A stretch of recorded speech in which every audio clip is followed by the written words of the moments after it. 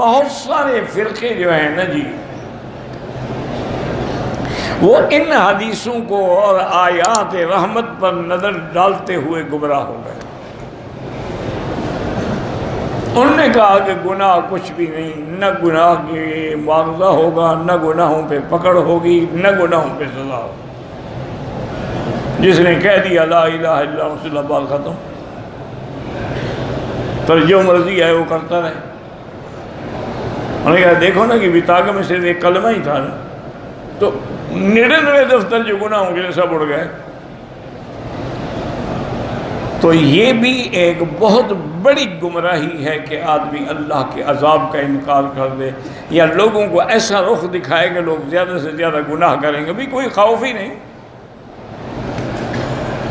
ان کا عقیدہ یہ ہے کہ لا یضر المعصیۃ مع الایمان، جب ایمان ہے تو گناہ کو نقصان نہیں دیتے۔ اچھا، ان کے مقابلے پہ ایک اور جماعت پیدا ہوئی، انہوں نے کہا کہ جس آدمی نے ایک بھی گناہ کبیرہ کیا ہے نا وہ جہنم میں جائے گا۔ انہوں نے کہا بھی اس نے کلمہ پڑھا ہے لیکن جنت متقین کے لیے ہے، جب اس نے گناہ کیا ہے تو فاسق ہو گیا۔ اللہ نے جنت بنائی ہے وَعِدَّتْ لِلْمُتَّقِينَ، اللہ سے ڈرنے والوں کے لیے، اور جس نے گناہ کبیرہ کیا ہے وہ تو فاسق ہے، متقی تو ہے ہی نہیں، پھر وہ جنت میں کیسے جائے گا؟ یعنی اب دو جماعتیں ہیں، ایک کہتے ہیں کہ گناہ نقصان ہی نہیں دیں گے، دوسرے کہتے ہیں ایک گناہ بھی جہنم میں لے جائے گا۔ یہ دونوں غلط ہیں، یاد رکھو۔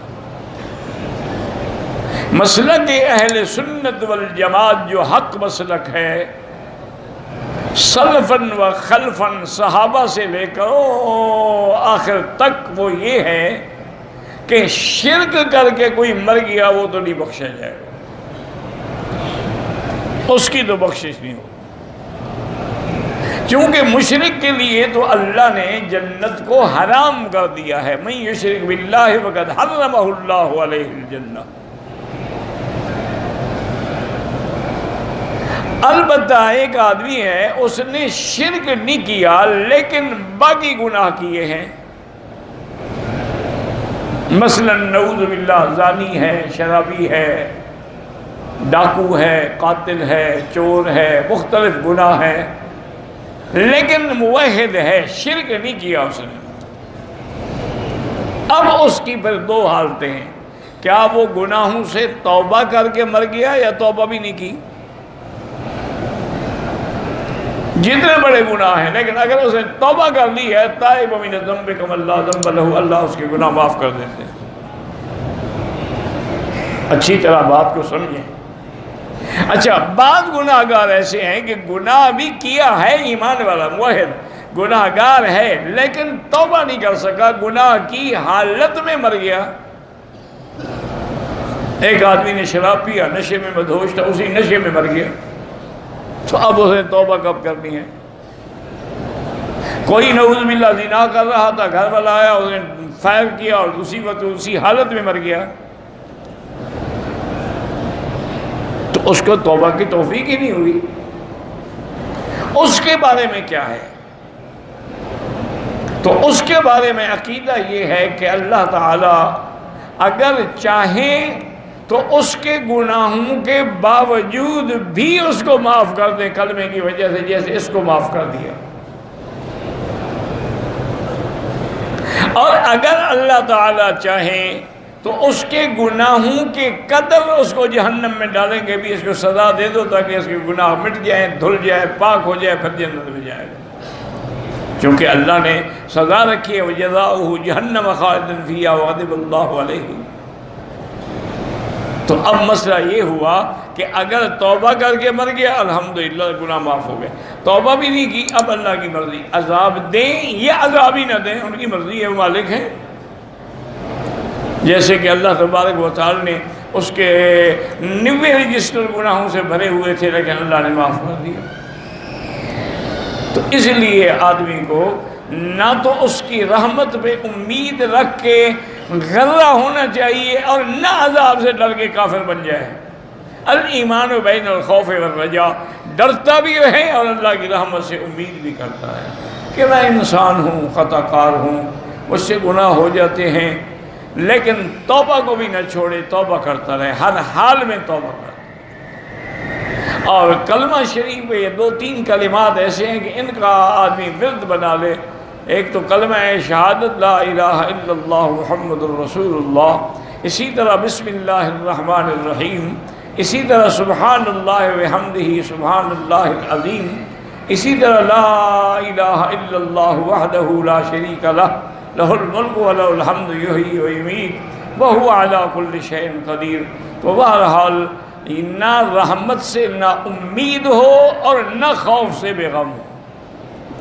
اب دیکھیں نا کہ حجاج بن یوسف کتنا بڑا ظالم تھا،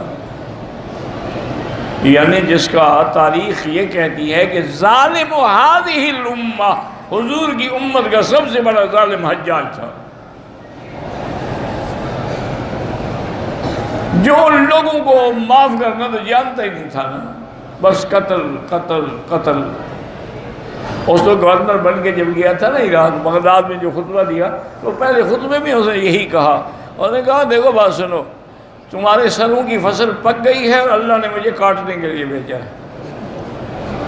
جب فصل پٹ جاتی ہے تو کٹی جاتی ہے، اب تمہارے کٹنے کا وقت آ گیا ہے، یعنی اتنا بڑا تھا۔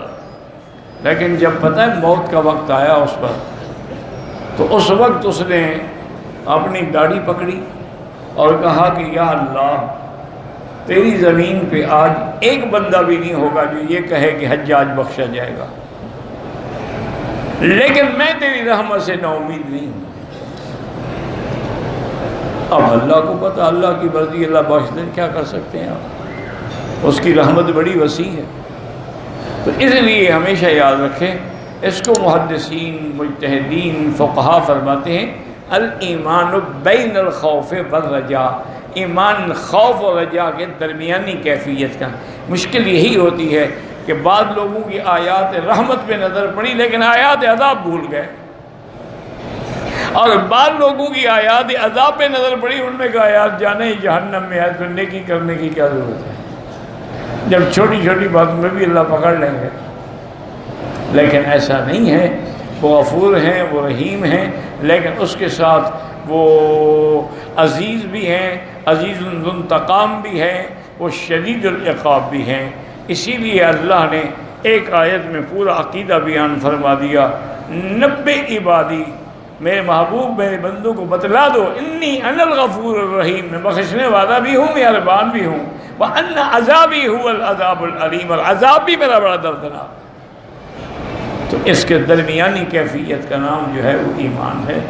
بہرحال یہ دعا کریں کہ اللہ تعالی جب تک زندہ ہیں ہمیں اعمال صالحہ کی توفیق دیں، استغفار کی توفیق دیں، توبہ کی توفیق دیں، اور جب موت کی گھڑی آئے تو زبان پہ جاری فرما دیں لا الہ الا اللہ محمد الرسول اللہ۔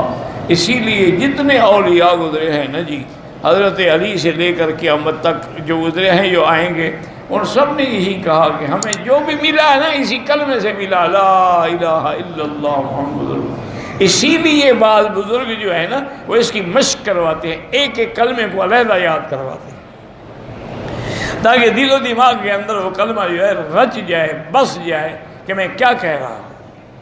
اسی لیے وہ کہتے ہیں کہ جب لا الہ کہتے ہو نا تو یہ لا کی تلوار جب چلاؤ تو دل سے تمام آلہہ باطلہ کو نکال دو، پھر الا اللہ سے اس بات کرو کہ دل میں صرف اللہ ہو اور کوئی نہ ہو۔ یہ مقام تو خیر اللہ والوں کو نصیب ہوگا اور تھا، لیکن پھر بھی آدمی کوشش تو کرتا رہے نا، ہم ان جیسے نہ بن سکیں۔